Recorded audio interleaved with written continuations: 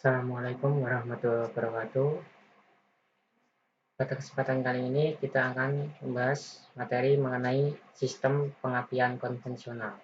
Nah, di pertemuan sebelumnya kita sudah membahas mengenai sistem pengisian konvensional dan sistem pengisian elektronik ya. Nah, kita lanjut ke sistem pengapian. Untuk di minggu ini kita akan membahas mengenai sistem pengapian konvensional dan minggu selanjutnya kita akan membahas mengenai sistem pengapian elektronik. Nah, sebelum kita memasuki materi sistem pengapian konvensional, lebih baiknya kita berdoa terlebih dahulu. Berdoa menurut kepercayaan dan agamanya masing-masing, berdoa dimulai.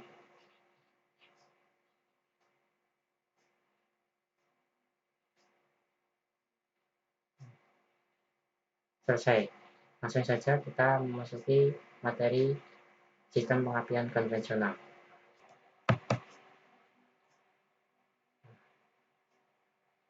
Sistem pengapian sendiri itu berfungsi untuk menimbulkan percikan bunga api pada besi agar terjadi proses pembakaran campuran bahan bakar dan udara di dalam ruang bakar.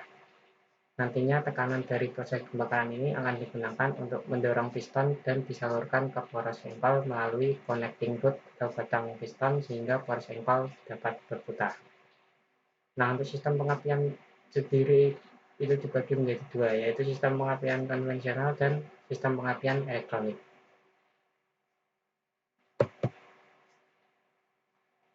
Nah, untuk perbedaan pada sistem pengapian sendiri, itu pada sistem konvensional memiliki beberapa komponen utama. Yang membedakan komponen sistem pengapian konvensional dan elektronik adalah pada pemutusan arus primernya. Nah, pemutusan arus primer ini bertujuan agar pada ignition coil terjadi induksi tegangan tinggi. Nah, untuk komponen dari pengapian konvensional sendiri, itu pemutusan arus primer dilakukan oleh breaker point atau platina. Nah, sedangkan di pengapian elektronik itu dilakukan oleh transistor maupun CDI atau capacitor discharge ignition. Itu adalah perbedaan sistem pengapian konvensional dan elektronik. Kita lanjut. Nah, kita masuk ke sistem pengapian konvensional ya. Nah, untuk fungsi utamanya itu ada dua, yaitu yang pertama menyediakan pancaran bunga api pada besi dalam waktu yang tepat untuk membakar campuran udara dan bahan bakar. Nah, yang kedua, agar terjadi lonjakan bunga api, maka tegangan harus tinggi, sehingga sistem pengapian juga berfungsi untuk menaikkan tegangan baterai menjadi tegangan tinggi pada koil melalui hubungan sikat arus primer oleh breaker point atau platina. Nah, untuk sistem pengapian konvensional sendiri itu gambarnya seperti ini ya. Ini ada ignition coil, ini busi, ini platinanya. Ini termasuk di distributor ya, tempatnya di distributor. Ini ada rotornya. Itu adalah fungsi utama sistem pengapian konvensional. Kita lanjut. Nah, apa saja komponen-komponen sistem pengapian konvensional kita dapat melihat di gambar ini. Mulai dari baterai sampai di busi ya. Yang pertama itu ada baterai. Baterai sendiri itu berfungsi untuk menyediakan arus listrik voltage rendah atau 12 volt ya untuk ignition coil. Selain itu, baterai juga berfungsi untuk mensuplai kebutuhan kelistrikan pada saat mesin belum hidup. Komponen yang disuplai antara lain sistem pengisian, klakson, sistem starter, dan komponen kelistrikan bodi yang lain. Jadi tidak hanya mensuplai sistem pengapian, juga sistem-sistem kelistrikan yang ada di mobil atau kendaraan. Kita lanjut. Yang kedua ada ignition coil. Ini gambar dari ignition coilnya.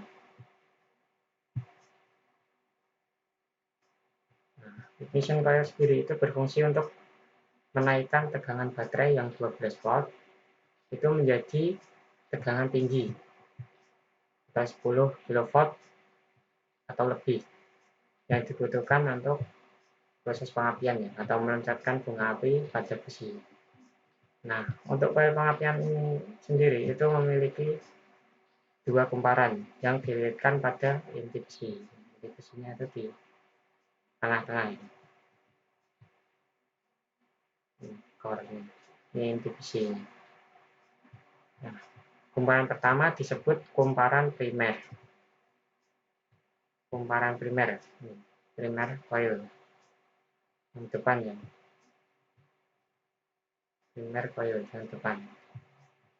Atau terluar ya, bagian terluar. Terus yang kedua itu ada kumparan sekunder. Secondary coil. Yang mendekati atau dekat dengan inti besinya ya.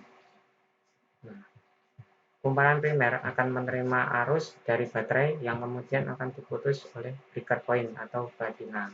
Sehingga pada kumparan sekunder terjadi induksi elektromagnetik dan membangkitkan tegangan hingga 10 kV atau lebih. Ya, untuk fungsi dari kumparan sekundernya sendiri itu untuk membangkitkan tegangan ya hingga 10 kV atau lebih akibat dari adanya induksi elektromagnetik. Nah, kumparan primer coil memiliki kawat tembaga yang lebih besar dibandingkan dengan kumparan yang sekunder ya.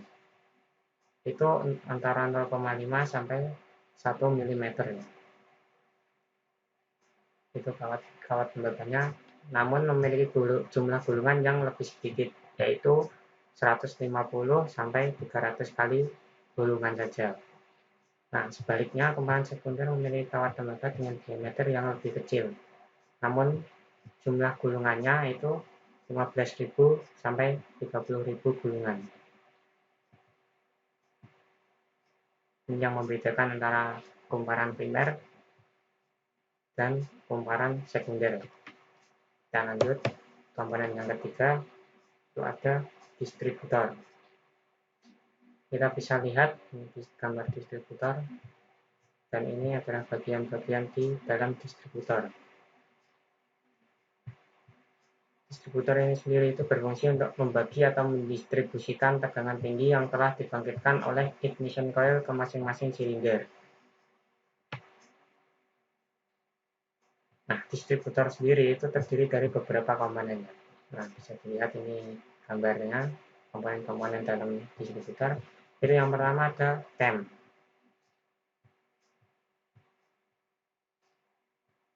Kita lihat poros camnya itu ada di sini ya. Poros cam. Itu berfungsi untuk membuka breaker point atau platina pada sudut crankshaft atau poros engkol yang tepat untuk setiap silinder. Knob ini terhubung dengan poros distributor dan biasanya digerakkan oleh poros knob atau camshaft. Ini poros distributornya ini. Ini untuk platinanya.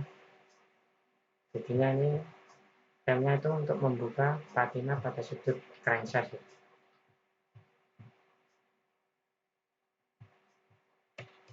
Lalu di dalam distributor ada breaker point atau platina. Itu fungsinya yaitu memutuskan arus listrik yang mengalir melalui kumparan primer pada ignition coil untuk menghasilkan arus listrik tegangan tinggi pada kumparan sekunder dengan cara induksi elektromagnetik. Untuk platinanya sendiri itu di sini letaknya.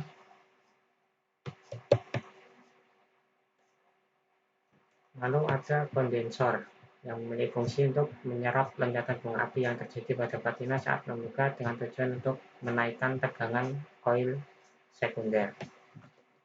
Untuk kondensor letaknya di samping.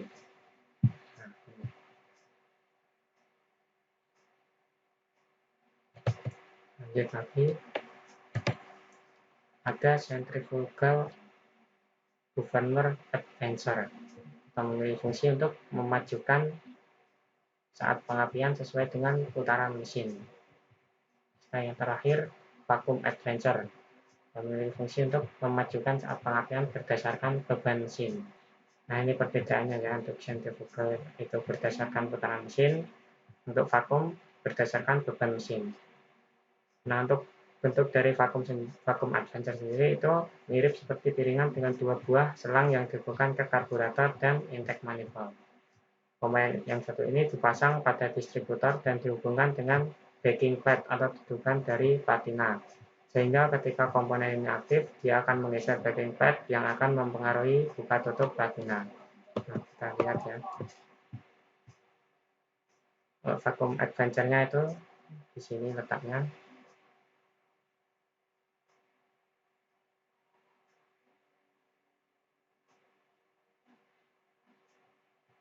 Untuk sentrifugalnya itu di bawah sini.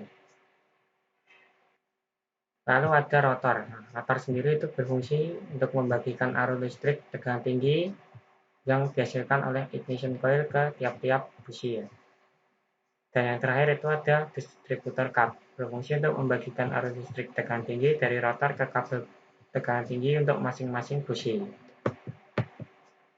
Untuk letaknya sendiri itu rotor di sini ya.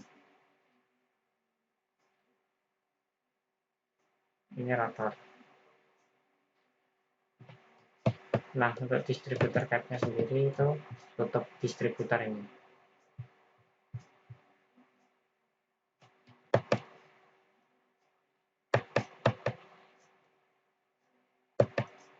Kita lanjut. Setelah tadi di distributor, kita lanjut ke komponen sistem pengapian yang lainnya, yaitu kabel tegangan tinggi. Nah, kabel tegangan tinggi ini sendiri itu memiliki fungsi mengalirkan arus listrik tegangan tinggi dari ignition coil ke busi. Ini ya kabel tegangan tinggi ya, high tension cord. Ini kabel tegangan tinggi.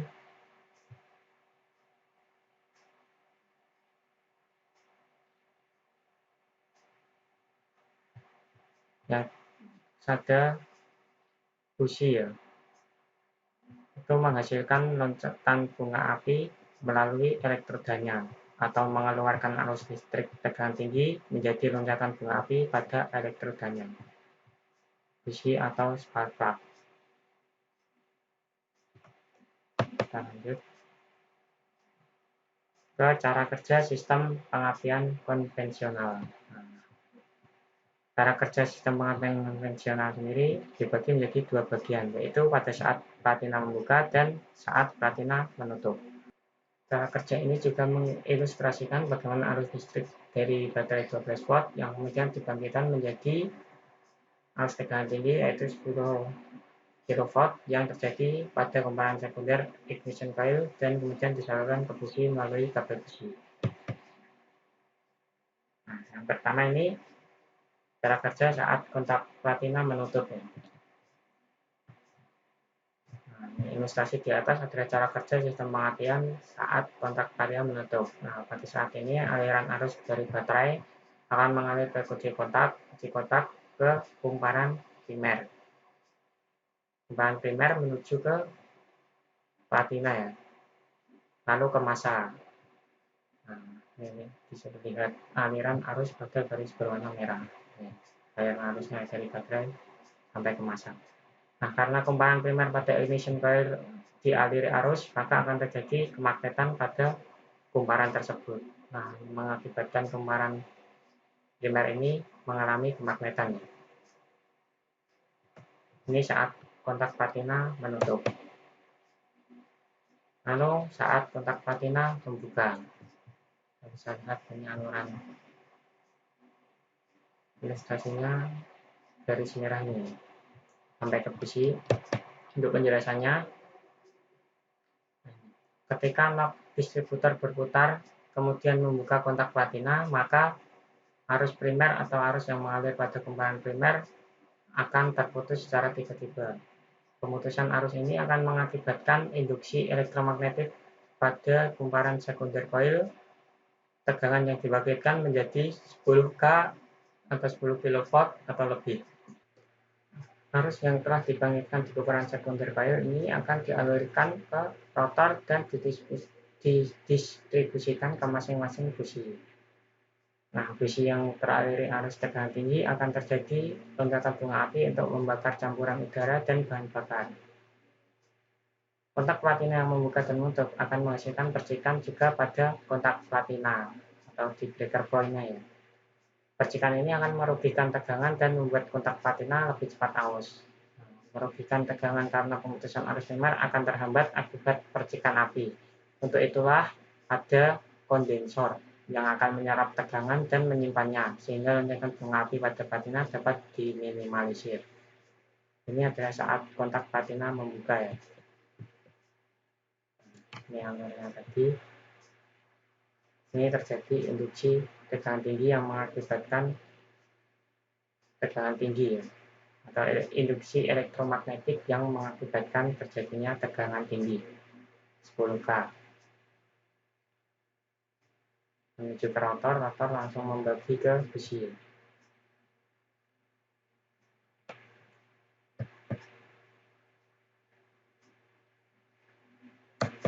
Nah, mungkin itu tadi penjelasan dari materi terkait sistem pengapian konvensional.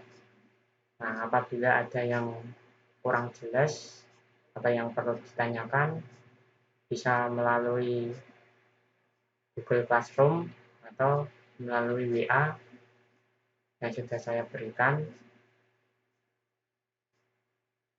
Mungkin sebelum kita tutup pertemuan atau materi mengenai sistem pengapian konvensional ini, kali baiknya kita berdoa agar materi yang telah saya sampaikan bermanfaat. Berdoa menurut kepercayaan dan agamanya masing-masing, berdoa dimulai.